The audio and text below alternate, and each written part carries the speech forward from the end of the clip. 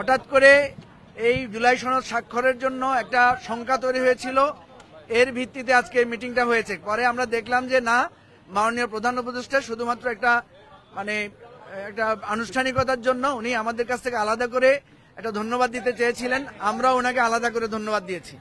তবে সেখানে আমরা যেটা দেখলাম যে ম্যাক্সিমাম সবাই আমরা আগামী সনদ স্বাক্ষরের ব্যাপারে আমরা পজিটিভ কথা বলেছি, কিন্তু এখনো দেখা যাচ্ছে যে জুলাই সনদ বাস্তবায়নের, বিশেষ করে গণভোট কখন হবে না হবে এটা নিয়েও এখনো কিছুটা অস্পষ্টতা রয়েছে।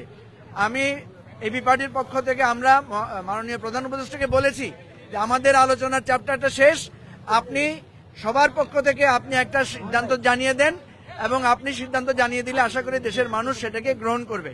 আমরা এখনো আশা করি যে শেষ মুহূর্তে সবাই স্বাক্ষর করবে, এবং যে সমস্ত নোট অফ ডিসেন্টগুলো আছে আমরা অনুরোধ জানিয়েছি এই নোট অফ ডিসেন্টগুলো যাতে একটু কমিয়ে আনা যায় বা সম্ভব হলে প্রত্যাহার করা যায়, এবং গণভোটের বিষয়টা নিয়ে যে অস্পষ্টতা আছে সেটাও যাতে কেটে যায়।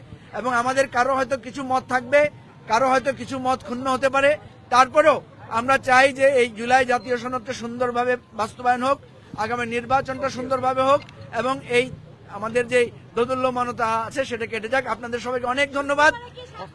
আপনাদের স্বাক্ষরটা কি হচ্ছে কিনা? জি, স্বাক্ষর হচ্ছে, আমরা স্বাক্ষর করব। আমরা বলেছি, মাননীয় প্রধান উপদেষ্টা বলেছেন অত্যন্ত আনন্দঘন পরিবেশে এইটা হবে। আমি এই সুযোগে আপনাদেরকে এটা দাওয়াত দিয়ে দিই, আগামীকাল আমাদের একটা সংবাদ সম্মেলন আছে 12টায়, আর আপনারা বলেছিলেন আপনাদেরকে একটু সাথে নেওয়ার জন্য। আপনাদের সবাই কালকে দুপুরে আমরা একসাথে মধ্যাহ্নভোজের দাওয়াত আপনাদের সবাইকে। আসসালামু আলাইকুম। জি জি।